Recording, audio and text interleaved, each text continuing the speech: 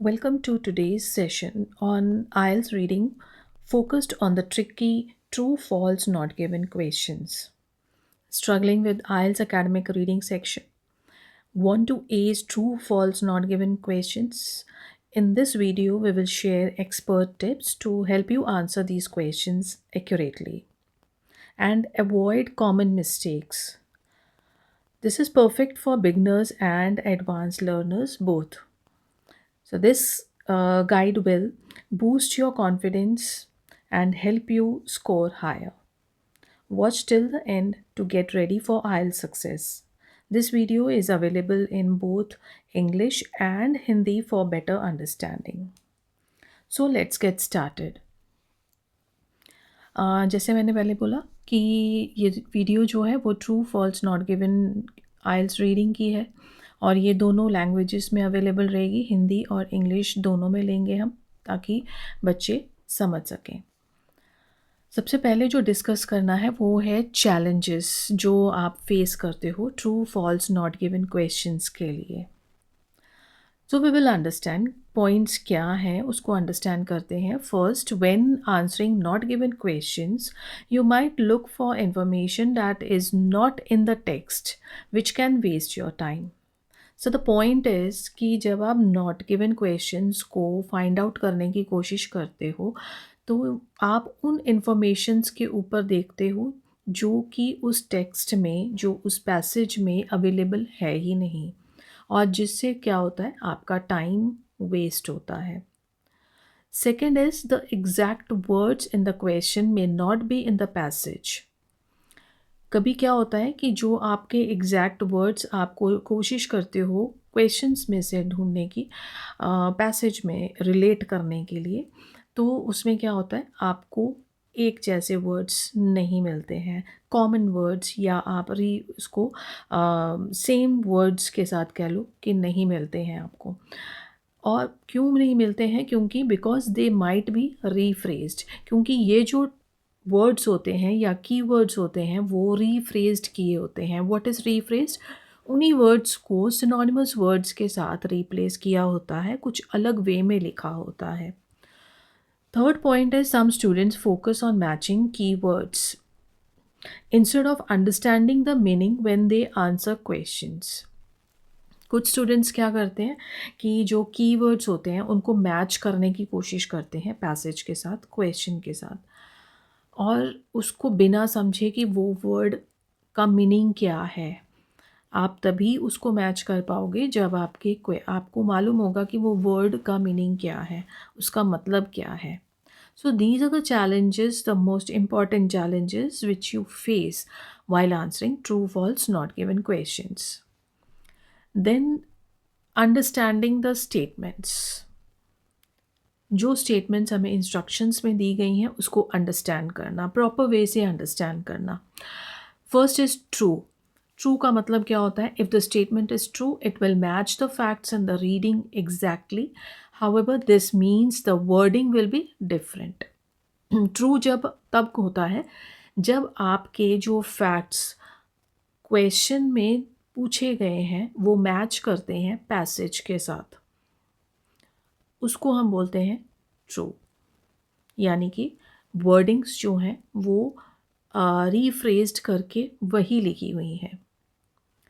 The statement will rephrase what is in the text, which is why you must read it carefully. जो भी आपको statement question में दी गई है उसको आपने अच्छी तरह से समझना है, पहले केयरफुली उसको समझना है, और उसको जो है वो डिफरेंट वे में या रीफ्रेज्ड वे में टेक्स्ट में, पैसेज में ढूंढना है। अगर वो मिल जाती है तो then it is your true. False क्या होता है? If the statement is false, it means it contradicts or is the opposite of the information in the reading. False क्या है? False का मतलब है कि अगर आपकी स्टेटमेंट जो क्वेश्चन में दी गई है वो कॉन्ट्राडिक्ट कर रही है पैसेज में, यानी कि वो स्टेटमेंट ऑपोजिट जा रही है। जैसे कोई स्टेटमेंट अगर एग्जाम्पल दी है, स्टेटमेंट में क्वेश्चन में दी हुई है कैन के साथ, और आपकी जो पैराग्राफ है उसके अंदर आपका दिया हुआ है कैन नॉट के साथ, so then it is contradict, वो ऑपोजिट में जाता है। Then it is not given. Not given का मतलब क्या होता है? This means you can not tell if the statement is true और फॉल्स। जब आपको ये नहीं समझ आता कि ट्रू है या फॉल्स है स्टेटमेंट, और just by looking at the reading, आप पढ़ते हो रीडिंग को और आपको ये नहीं समझ आता कि ये ट्रू में जाएगा या फॉल्स में जाएगा। The information you need to decide if it is true और फॉल्स इज़ नॉट इंक्लूडेड। यानी कि जो आप सोच रहे हो कि ट्रू और या फॉल्स है ये स्टेटमेंट, उस इंफॉर्मेशन के लिए आप डिसाइड ही नहीं कर पा रहे हो। These questions are well known for confusing students. और ये जो क्वेश्चन टाइप है, नॉट गिवन का जो टाइप है, ये बहुत सारे बच्चों को कंफ्यूज करता है। So, reading the instructions properly and understanding is very important. Then we will discuss some of the strategies and tips for IELTS academic reading.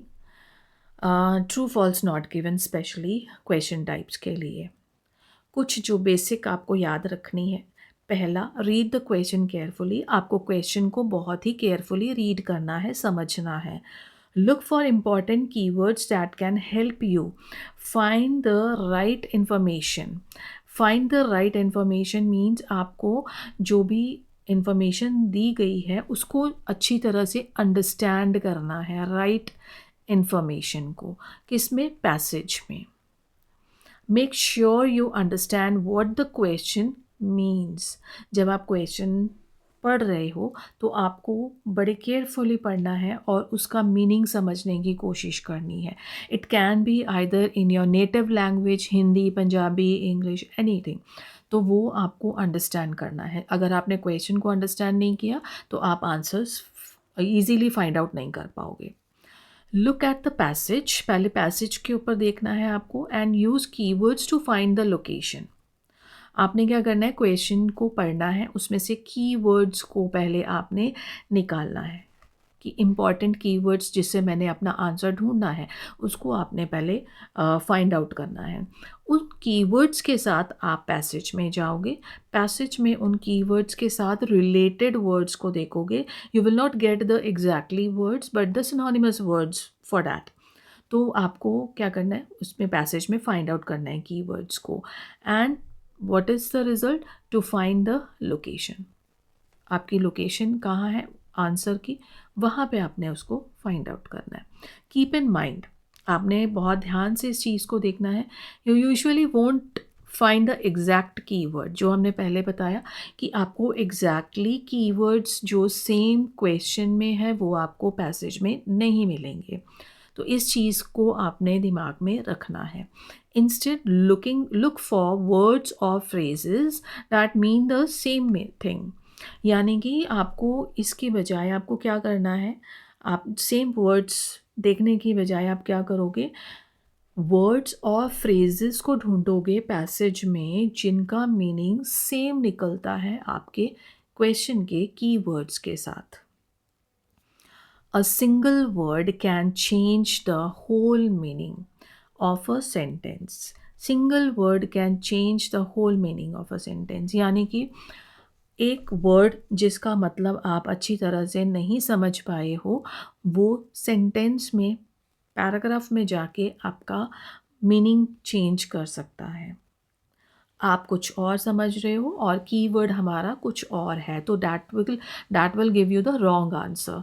So pay extra attention, आपको एक्स्ट्रा अटेंशन देनी है उन words के ऊपर, जैसे कि सम है, often, occasionally, never and all. ऐसे वर्ड्स जो होते हैं वो उसमें आप बहुत कंफ्यूज होंगे कि ये सम है तो you can take it as a often, नहीं वो गलत हो जाएगा आपका, तो वो आपको ध्यान रखना है। Then fourth is read this part of the text carefully to understand its meaning. जहाँ पे भी आपको लोकेशन मिलता है उसको आराम से ध्यान से पढ़ें ताकि आप उसका मीनिंग जो है वो अंडरस्टैंड कर सकें। If the text matches the statement in the question, अगर आपका जो टेक्स्ट पैराग्राफ के जो आपने लाइंस पढ़ रहे हो वो आपका मैच करता है कहीं क्वेश्चन के साथ, द आंसर इज़ ट्रू, तो वहाँ पे आंसर आपका ट्रू आ जाएगा। इफ़ इट डिसएग्रीज, अगर आपको लग रहा है कि नहीं ये तो उल्टा लिखा हुआ है, वहाँ पे कैन के साथ है, यहाँ कैन नॉट के साथ है, तो मेरा वो डिसएग्री में चले जाएगा, तो answer will be false.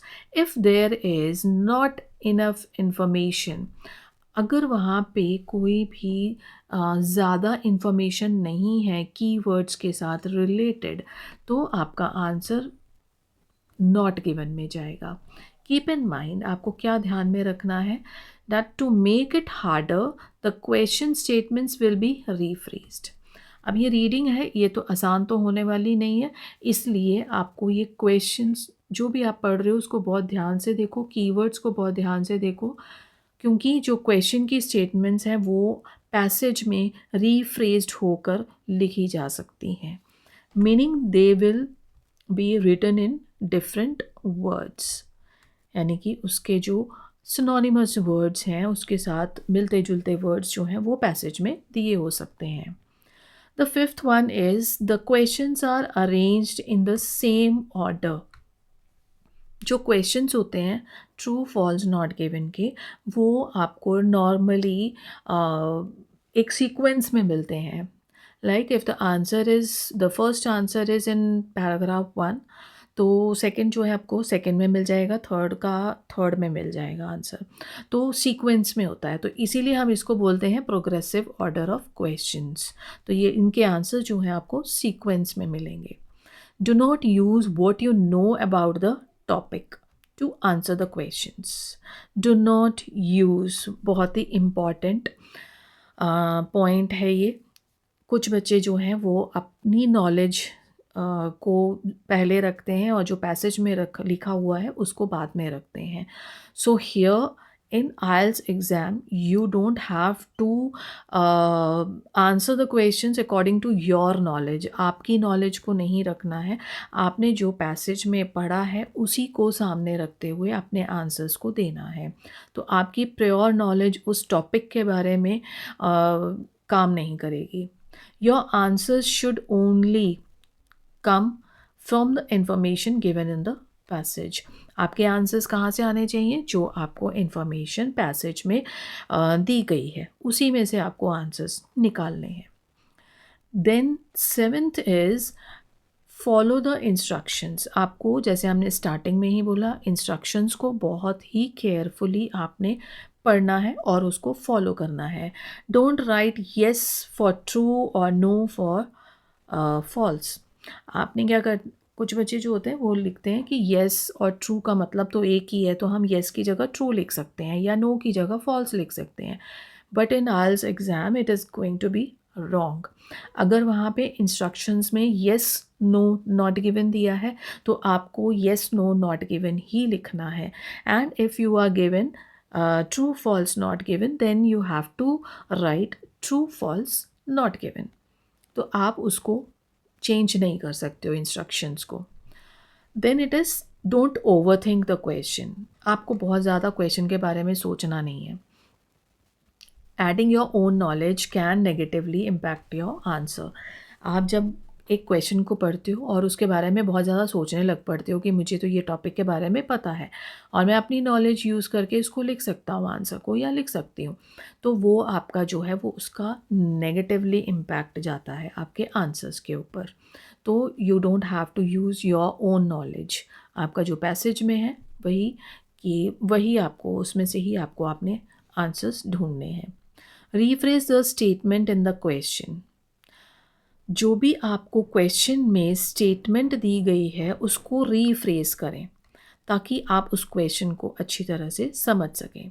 Paraphrasing allows you to grasp the meaning of the statement more clearly, making the task easier. जब आप एक क्वेश्चन को अंडरस्टैंड करते हैं, उसको अपने वर्ड्स में कन्वर्ट करके उसको समझने की कोशिश करते हो, तो वो आपको ज़्यादा क्लियरली समझ आता है और टास्क इससे क्या होता है आपके लिए ईजियर हो जाता है to find out the answers. Then the other main point is pay attention to the keywords in the sentence. आपको जो भी क्वेश्चन दिया गया है उसमें आपने कीवर्ड्स के ऊपर ध्यान रखना है। Keywords help you find the right part in the passage. ये कीवर्ड्स ही आपको करेक्ट आंसर्स फाइंड आउट करने में आपकी हेल्प करेंगे जो भी पैसेज में और क्वेश्चंस में दिए गए हैं। यूज़ स्किमिंग टेक्निक्स, आपको स्किमिंग टेक्निक्स को यूज़ करना है to understand the main idea of the passage. आपको उसको स्किमिंग करना है, उसको समझना है, मेन आइडिया को समझना है कि वो पैसेज में आखिरकार मेन आइडिया दिया क्या है, किसके बारे में है ये पैसेज। यूज़ अ स्कैनिंग टेक्निक, स्कैनिंग टेक्निक हम किसके लिए फाइंड आउट करेंगे, किसके लिए यूज़ करेंगे, which helps you find specific words और शॉर्ट फ्रेजेस क्विकली। जब आप स्कैन करते हो पैसेज को तो आपको कीवर्ड्स जो हैं वो क्लियरली फाइंड आउट होते हैं कि आपने किस चीज़, किस वर्ड्स को, किन वर्ड्स को आपने यूज़ करना है अपने आंसर्स को फाइंड आउट करने के लिए। कीपिंग कीवर्ड्स इन माइंड, और वो जो आपने कीवर्ड्स को क्वेश्चन में फाइंड आउट किया है उनको ध्यान में रखते हुए ये जो स्ट्रैटेजी है, स्कैनिंग टेक्निक जो है, वो आपकी पैसेज में से आंसर्स को फाइंड आउट करने में हेल्प करती है। Then it is not given. Not given means आपकी जो स्टेटमेंट्स के मीनिंग है, it's not found in the passage. यानी कि जो भी आप नॉट गिवन में समझने की कोशिश कर रहे हो कि वो स्टेटमेंट क्या है, लेकिन वो आपको लग रहा है कि वो कहीं पे भी पैसेज में उसके रिलेटेड कोई भी चीज़ मेंशन नहीं है। While you might find some keywords, आपको जो आपके क्वेश्चंस में कीवर्ड्स हैं वो आप फाइंड आउट कर लोगे, कुछ ना कुछ तो मिल जाएगा, but complete meaning of the statement is missing. लेकिन जो आप क्वेश्चन में पढ़ रहे हो उसका कंप्लीट मीनिंग जो है वो आपको पैसेज में नहीं मिल रहा है। So make sure to double check.